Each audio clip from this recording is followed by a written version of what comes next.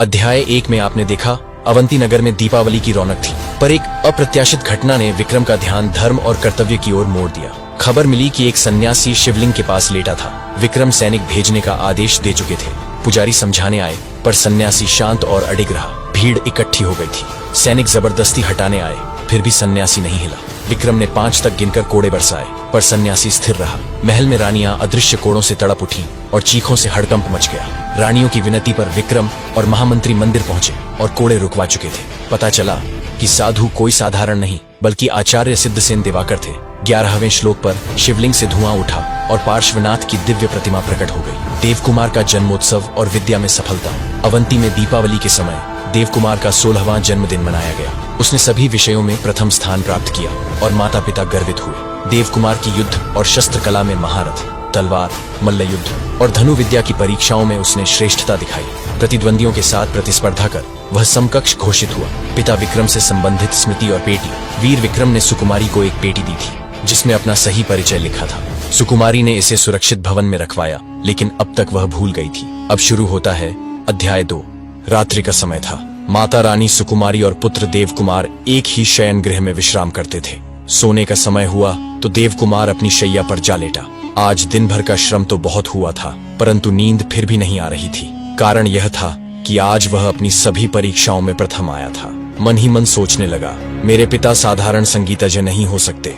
अवश्य ही वे कोई महान वीर पुरुष होंगे, अन्यथा मुझ में ऐसी प्रतिभा कैसे आती। उसके मन में जिज्ञासा थी, मेरी माता पिता के बारे में कुछ क्यों नहीं बताती? वे कहाँ रहते हैं, कौन है? यह रहस्य आज मुझे जानना ही होगा। इन्हीं विचारों में उलझा देवकुमार शैया पर करवटें बदलता रहा। भग 2 प्रहर बीत जाने के बाद सुकुमारी ने अपने माता पिता को प्रणाम किया और शयन कक्ष में आई। पुत्र को जागा देखकर बोली, क्यों बेटा, अभी तक सोए नहीं? देवकुमार बोला, हाँ माँ, आज मुझे नींद नहीं आ रही। आज मेरे धनुर्विद्या आचार्य ने मुझसे कहा, देव, तुम किसी महान पिता के पुत्र हो, अन्यथा इतनी उत्कृष्टता तुम में कैसे आती?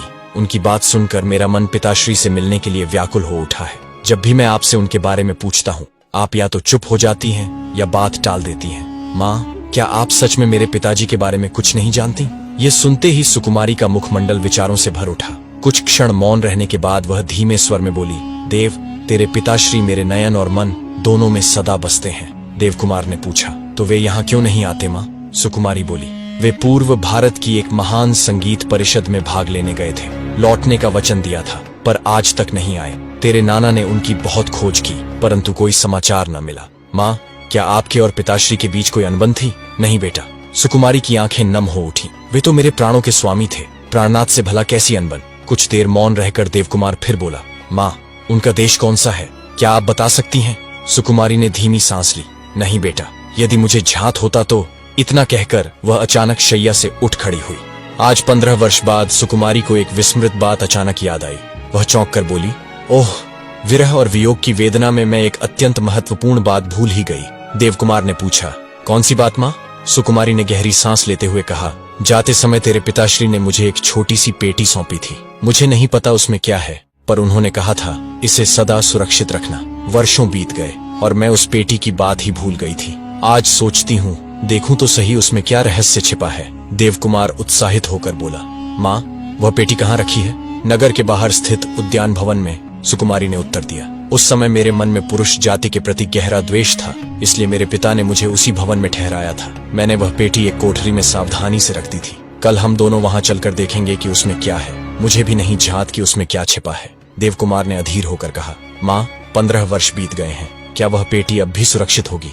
सुकुमारी मुस्कुराई, हाँ बेटा, जब से मैं वहां से आई हूँ तब से उस कोठरी को कभी खोला ही नहीं गया। उस भवन की रखवाली के लिए 4 व्यक्ति सदा वहां रहते हैं। मुझे विश्वास है पेटी सुरक्षित होगी। तो फिर माँ, हम अभी क्यों न चलें? देवकुमार ने कहा। सुकुमारी ने हल्के से हंसते हुए उत्तर दिया, बेटा, यह बात याद आते ही हृदय की अधीरता तो बहुत बढ़ गई है। तुझे तो केवल अपने पिताश्री की जानकारी चाहिए, पर मुझे तो अपना सर्वस्व, अपने प्राणनाथ की स्मृति खोजनी है। परंतु अब रात बहुत बीत चुकी है, अभी वहां जाना उचित नहीं। तू विश्राम कर, सुबह चलेंगे। देवकुमार ने माँ के चरण स्पर्श किए और अपनी शैया पर जा लेटा। कुछ ही क्षणों में वह निद्रा में लीन हो गया, पर सुकुमारी को नींद कहाँ। अतीत की स्मृतियां एक एक कर उसकी चेतना में गूंजने लगी। पट्टयोग, राग की मधुर ताने, राग मंजरी की अव्यक्त ध्वनियां उसके कानों में बज उठी। वह स्मृतियों के सागर में डूब गई। विक्रम की छवि, विवाह का मंगल क्षण और बिछोह का वह अंतिम दृश्य उसकी आंखों के आगे तैरने लगा। विचारों के इस सघन जंगल में भटकते हुए पूरी रात बीत गई। प्रातःकाल सुकुमारी अपने माता पिता के पास पहुंची। उसने देवकुमार के पिता श्री विक्रमादित्य द्वारा दी गई उस रहस्यमयी पेटी का उल्लेख किया। महाराजा शालिवाहन और महादेवी विजया यह सुनकर प्रसन्न हुए। महाराजा ने तत्क्षण आदेश दिया, रथ तैयार करो, आज ही उस उद्यान भवन की ओर प्रस्थान होगा।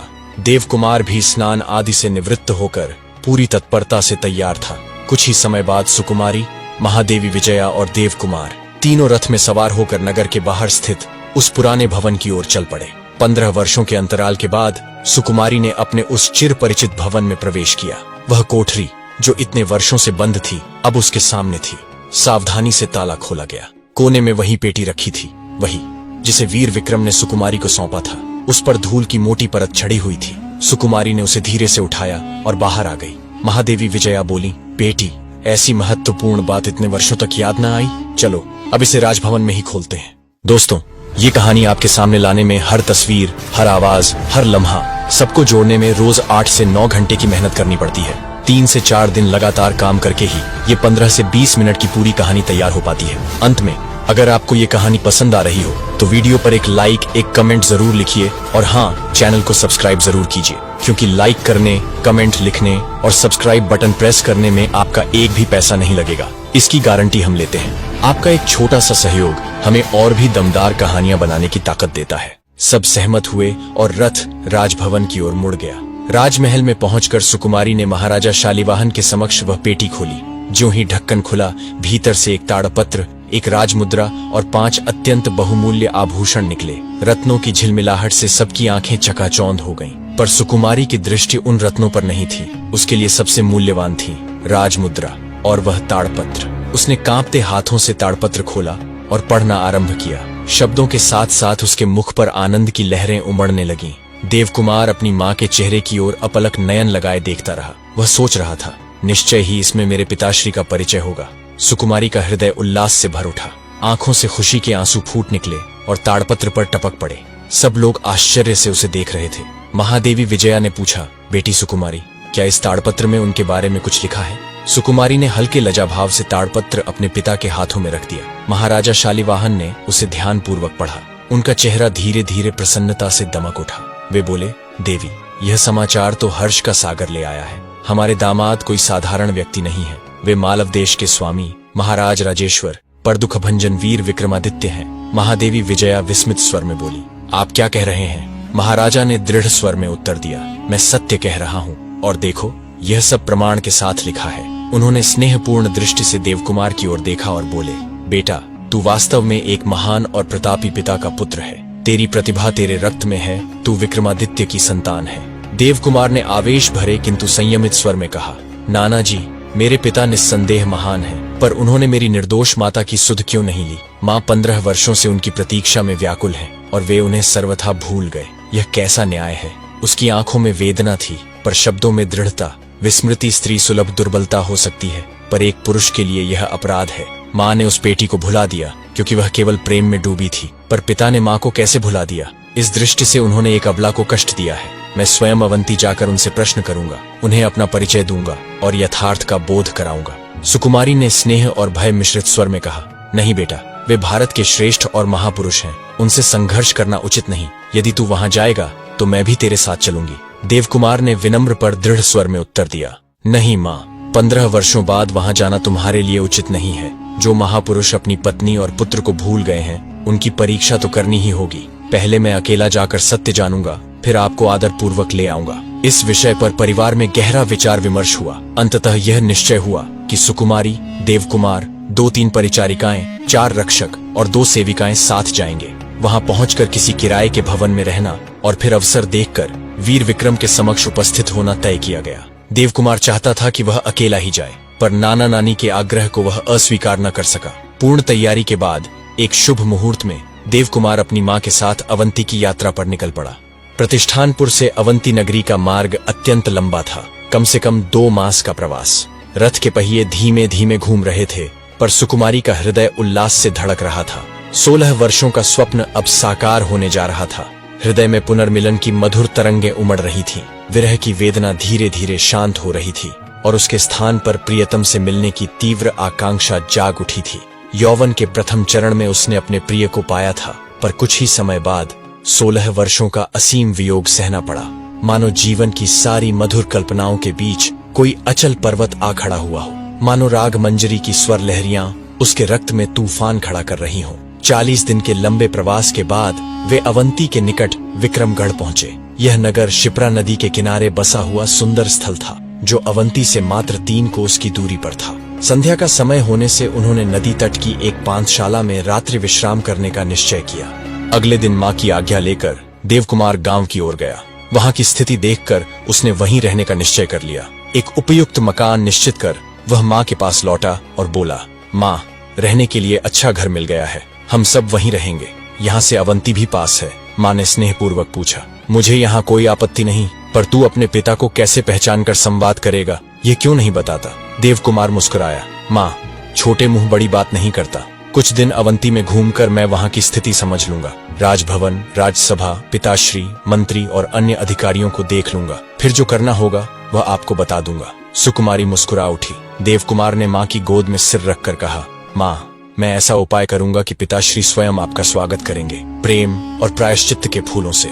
अगले दिन वे सभी विक्रमगढ़ के नए घर में जा बसे। तीसरे दिन देवकुमार ब्राह्मण कुमार के वेश में शिप्रा नदी के मार्ग से अवंती पहुंचा और नगर में पैदल घूमने लगा। अपराह्न तक वह वहां की गलियों, राजमार्गों और लोगों के स्वभाव का निरीक्षण करता रहा। सायंकाल वह विक्रमगढ़ लौट आया। देवकुमार के लौटने पर रानी सुकुमारी उससे सब बातें जानी और प्रसन्न हुई। 5 दिनों तक देवकुमार अवंती में घूमता रहा और वहां की रक्षा व्यवस्था, कर्मचारियों के स्वभाव और प्रशासन की दशा का भली भांति ज्ञान प्राप्त कर लिया। छठे दिन माँ ने पूछा, बेटा, तूने क्या करने का निश्चय किया है? देवकुमार ने गंभीर स्वर में कहा, माँ, मैंने यहाँ के महाराजा, मंत्री और सेना नायकों के अहंकार को क्षीण करने का निश्चय किया है। सुकुमारी चकित हुई। अहं का खंडन? हाँ, देवकुमार ने उत्तर दिया। यहाँ के अधिकारी गर्व से कहते हैं कि इस नगर में चोरी नहीं होती और वे इसे हरसिद्ध माता की कृति मानते हैं, पर मैं यह दिखाना चाहता हूँ कि उनका यह गर्व निराधार है। मैंने हरसिद्ध माता के दर्शन किए हैं, वहाँ भी कुछ अलौकिक अनुभूतियां हुई। मेरा कार्य यहीं से आरंभ होगा। पहले मैं 3 दिन तपस्या कर भगवती को प्रसन्न करूंगा, फिर नगर में ऐसा करोद्यच उत्पात करूंगा कि सबका ढोंग उजागर हो जाए। चोरी? सुकुमारी ने आश्चर्य से कहा। देवकुमार ने निश्चय पूर्वक कहा, हाँ माँ, जिस बात पर सबका घमंड टिका है वही मैं निष्फल कर दूंगा। तभी महाराजा व उनके दासों का स्वरूप खुलकर सामने आएगा। मैंने यह सोचा है कि यह बुद्धि और शौर्य दोनों का संयोजन होगा। माँ कुछ न कह सकी। उसकी मनोभूमि में उलझन थी, पर उसने पुत्र को आशीर्वाद दे दिया। देवकुमार ने कहा, माँ, मैं कभी कभार तुम्हारे पास पहुंच जाऊंगा, चिंता मत करना। आशीर्वाद लेकर देवकुमार अवंती नगर में बस गया। पहले उसने अपने निवास की व्यवस्था देखी और नगर के पूर्व दिशा में गढ़ के समीप एक सुंदर स्थान ले लिया। खुले मैदान, कई कमरे और एक छोटा सा बाग था। वहां की देखरेख के लिए एक माली रहता था। देवकुमार माली से मिला और भोजन व व्यवस्था के विषय पूछा। माली अपनी पत्नी और 12 वर्ष की बेटी के साथ साधारण जीवन जीता था। देवकुमार ने उसे एक स्वर्ण मुद्रा देते हुए कहा, मैं परदेशी ब्राह्मण हूँ, तुम प्रतिदिन मेरे भोजन की व्यवस्था करना, मैं सब खर्च देता रहूंगा। माली, जो गरीब था, मुद्रा पाकर प्रसन्न हुआ और परदेशी की सेवा अपने ऊपर ले ली। देवकुमार ने माली से कहा, माली दादा, मैं कुछ दिन यहाँ रुककर एक जोखिम भरा कार्य करूंगा। देवकुमार ने माली से गंभीर स्वर में कहा, मेरा साथ दोगे तो मैं तुम्हें मालामाल कर दूंगा, बस इतना करना है, मेरे विषय में किसी को कुछ नहीं बताना। माली ने नम्रता से प्रणाम किया। अच्छा ब्राह्मण देवता, जैसा आप चाहेंगे वैसा होगा।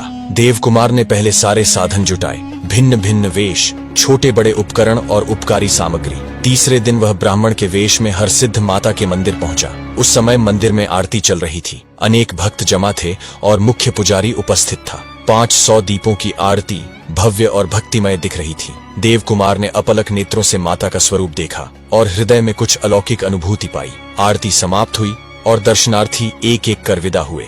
देवकुमार ने मुख्य पुजारी के चरण स्पर्श किए और कहा, महात्मन, मैं कान्यकुब्ज मूल का ब्राह्मण हूँ, निर्धन हूँ, मेरे पिता की दृष्टि चली गई है, उनकी पुनः दृष्टि हो, यही कामना लेकर आया हूँ। यदि आपकी आज्ञा हो तो मैं 3 दिन तक अन्न जल त्याग कर आराधना करूंगा। मुख्य पुजारी ने सहानुभूति से स्वीकृति दी।